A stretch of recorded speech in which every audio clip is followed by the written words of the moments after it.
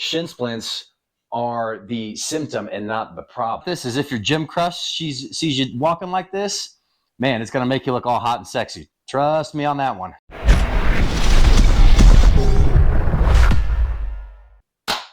What's going on, everybody? Hey, it's Hopper. We got Brutus. Today's topic for this video is shin splints. We will discuss shin splints here on this whiteboard, and then we'll get into a couple ways that we can actually treat shin splints as well as to prevent them. When we define shin splints, it's typically a significant amount of pain in the front part of the shin.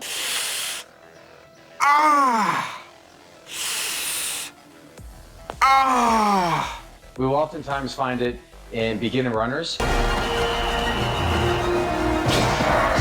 The first couple things that we need to look at and understand is the foot strike. When we look at the foot strike, both when we walk and when we run. So if we were to draw a graph out just like this, and if we were to, you got your X and we got your Y, and if we were to look at someone's leg right here, and then if we look at this angle right here, when they lift their foot up while they walk, and then if we have this one right here, so if we have person number 1 and then person number 2, we're gonna notice that there's a bigger degree on this angle of the foot versus this one.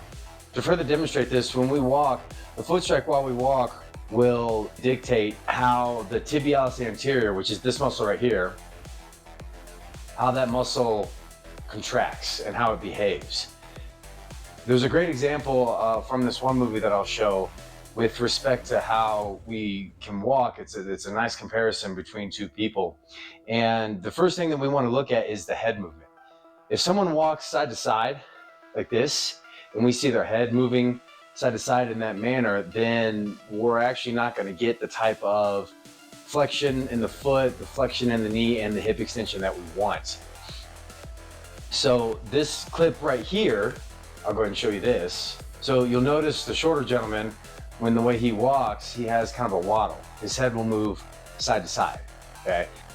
And when we walk side to side like that, what actually happens is the foot and the way it lifts, kind of like this right here with my man Brutus, if the foot does not lift like this while we walk, the tibialis anterior that inserts onto the first metatarsal will become significantly underactive. And one of the main issues with the shin splints is that the front part of the shin, that tibialis anterior, is heavily deconditioned. And if we have this tendency to walk with the feet out, turned out, let's say 10, 15 degrees, even 5 degrees, the tibialis anterior doesn't have to function the way it needs to, and it can just barely pick itself up. So this person right here is arguably at a higher risk for shin splints simply because this tibialis anterior right in through here that picks this foot up is not contracting the way it needs to, and therefore it's weak. It has lower neural drive to the tissue, and so when we go out to run, we're not going to keep the feet externally rotated to a specific degree that much while we run, because if we do and we don't lift the foot up, we'll actually trip. Wait, hold on, wait! Okay, and what's going to force us to happen is as we increase our velocity while we run, this tibialis anterior is going to be forced to pick itself up faster and faster. So now all of a sudden while we run, the foot is forced to pick itself up, getting more like this, versus if we were to walk and kind of shift side to side like this, the tibialis anterior doesn't have to function at all. So now what happens is if we were to look at the gastrocnemius, which is the calf behind here, okay, now all of a sudden this muscle, the gastrocnemius back here, and I'll show you this muscle right here, it becomes extremely tight and overactive, because if the tibialis anterior is the agonist doing the motion, the antagonist, the calf, doesn't stretch out. Okay, so we can actually deduce that shin splints are the symptom and not the problem. Because we go out for a run, now we force our feet to increase more of the angle right here. Let's say we'll call this 30 degrees, and let's say this is only 18 degrees. So now the tibialis anterior that's contracting to lift this foot up has to work significantly more. And then over time, if this muscle isn't strong enough, what it does is it'll start to inflame amongst itself and compress in throughout all the nerves, and that's where the shin splint comes from. Okay, so the calves get too overactive and they can't stretch out, and then it becomes a problem. If the tibialis anterior can't contract, then the calf muscle can't stretch out effectively, and it just perpetuates itself. And then if we look at an actual stretch reflex of a tissue, then that actually starts to impede on the entire process as well. The stretch reflex looks like this. So a tissue will stretch like this, and it'll return. And so in between this graph right here, these X's represent thermal heat, okay? Energy can be neither created nor destroyed, and unfortunately, we only get back a certain percentage of the initial stretch. We don't get back the full 100%. So let's just call it 80%.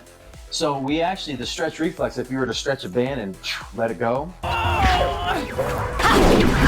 what we actually get back is the area underneath this curve right here. This is the force output from that initial stretch. So if someone actually has a certain case of shin splints, the initial stretch of that calf muscle is only gonna look like this. Okay, once again, the X in through here, that's your thermal heat.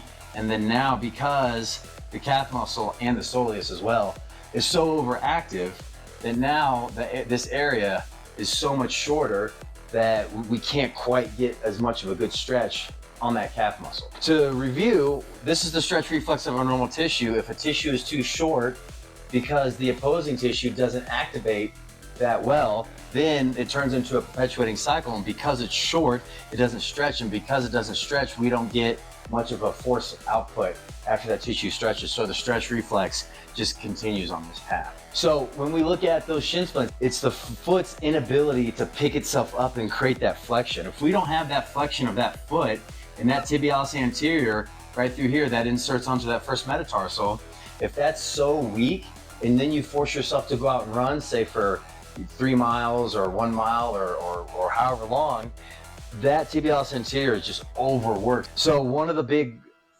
problems actually is the fact that this muscle is extremely weak and it doesn't have the neural drive to it. It's not conditioned for it to flex the foot that much. And then the gastroc, the calf, just gets so overactive, it actually will inhibit the ability of that tibialis anterior to contract.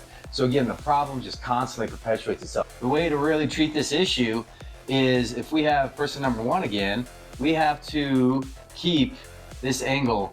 So that way this angle, if this is the leg and this is the foot, this angle of 30 degrees, that becomes the norm.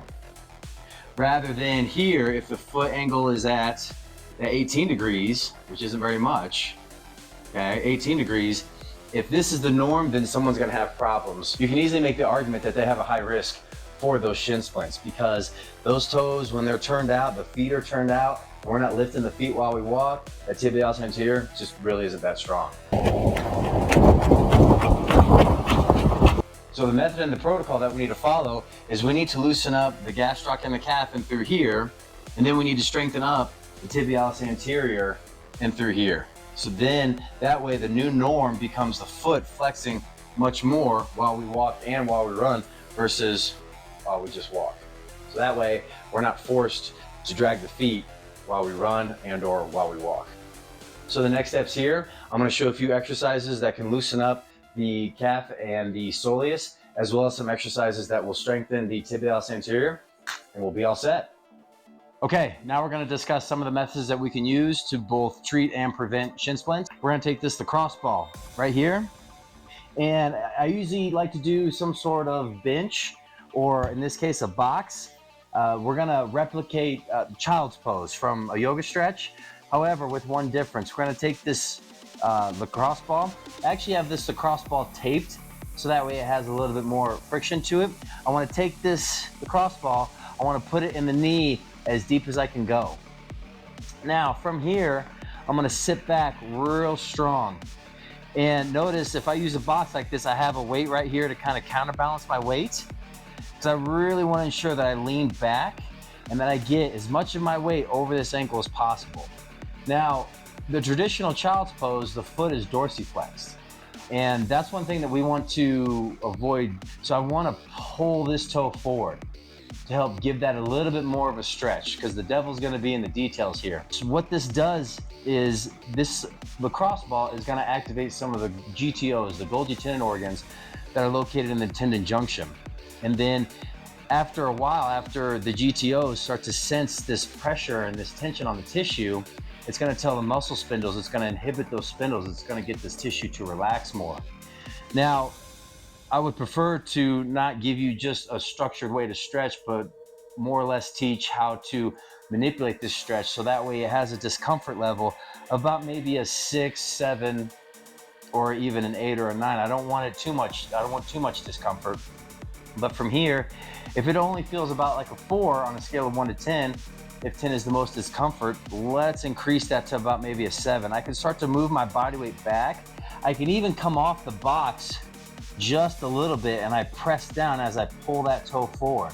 I can rock back and forth to give it a little bit more of like a massage, and just moving back and forth just like this. I want to hold this for maybe 2 to 3 minutes, sometimes longer, depending on the severity. And just in general, this drill will help with knee flexion, it'll help with the squat, and it'll help with our vertical jump, because it also will help stretch the quad out, because this lacrosse ball will separate the femur from the tib and the tibia more. So we get several benefits just with this one stretch right here. So what I can do from here as I progress at this stretch with the lacrosse ball, I can come back to the original child's pose that we pull the toe forward, and then... And then? No and then. That's all I want. I can take this weight and I can set it down, pressing down really strong.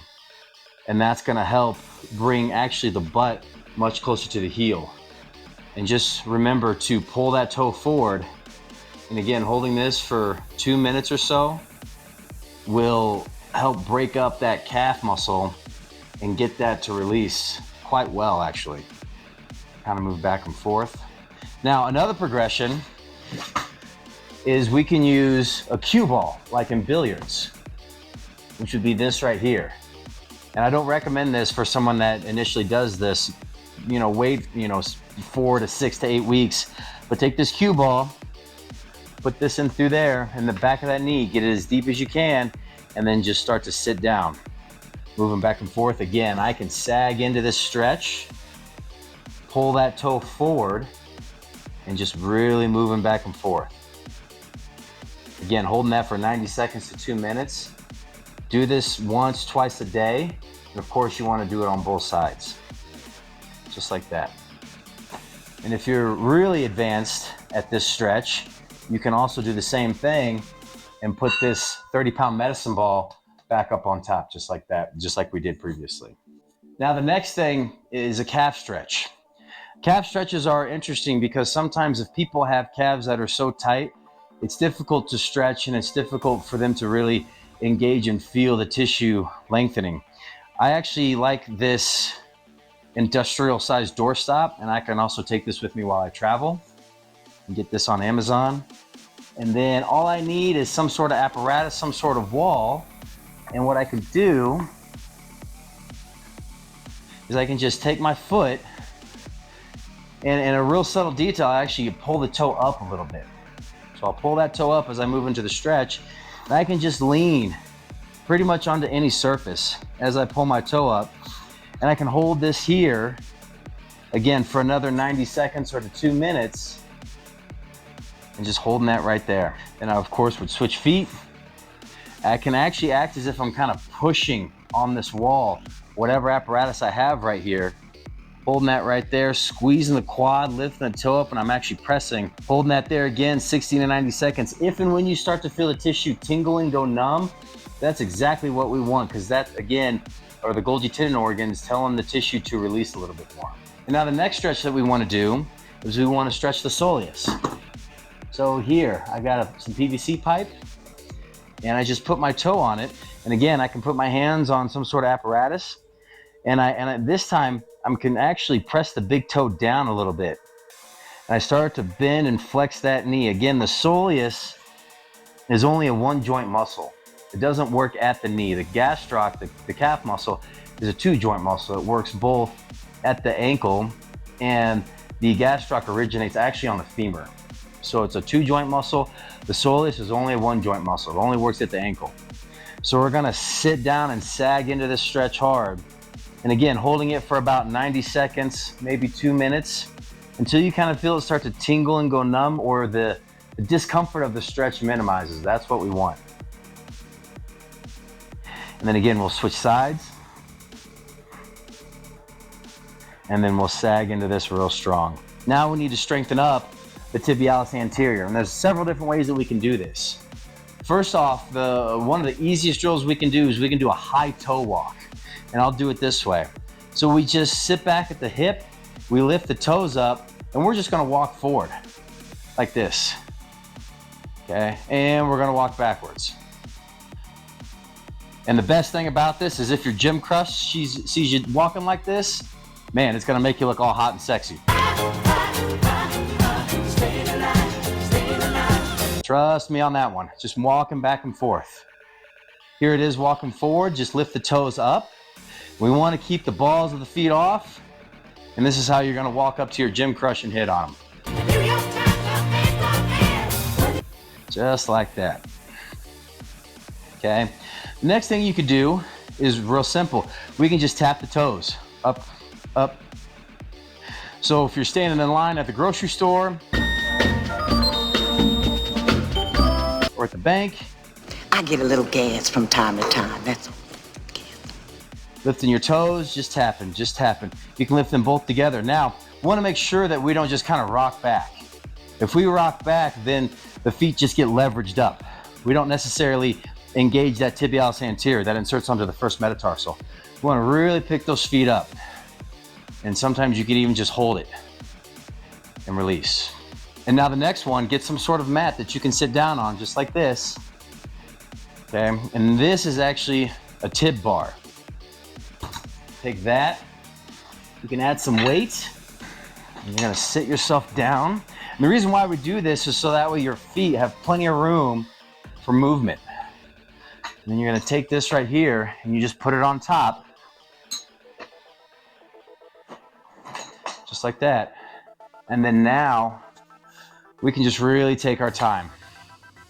Pulling up really strong, squeeze, hold, 5 to 6 reps, slow on the eccentric to get a significant amount of neural drive back onto the tibialis anterior and through here. Come up, squeeze, hold, hold. If you decide to go this route, be careful using this too much initially, because if you do, you'll be so sore because of the new stimulus and because of that eccentric load and through there. Down, coming back up, holding, just like that. This will also help with ankle stability while we run, and back down, just like that. So maybe 3 to 5 sets of about 3 to 5 reps in the beginning with some fairly light weight. And then of course you can up the weight. I'm not overly concerned with how many sets and reps you do. The biggest concern is to loosen up the calf muscles and to strengthen up the tibialis anterior, and to just focus on the walking gait and make sure that we walk straight. Now there are some anomalies. If someone has some sort of congenital issue where the feet are just not straight while we walk, that's a bit of an outlier, but that's a topic for another video. So that's how we mitigate shin splints. If you have any questions, please feel free to email me. All my contact information is in the description below. For those of you that appreciate this content and wish to support this channel, there are links below to where you can donate. At the very least, please like and subscribe to this video, and we'll see you all next time.